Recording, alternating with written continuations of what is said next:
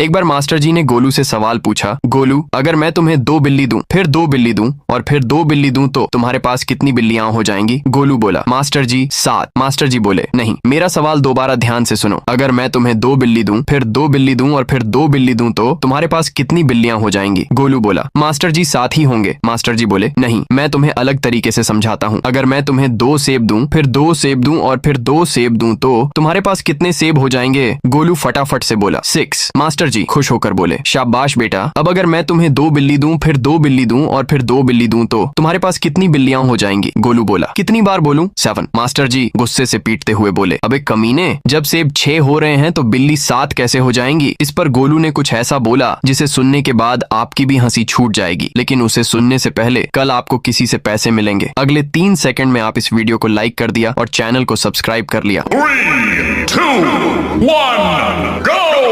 तो अब ध्यान से सुनो, गोलू रोते हुए बोला, क्योंकि मेरे घर पर एक बिल्ली पहले से ही है। समझ रहे हो?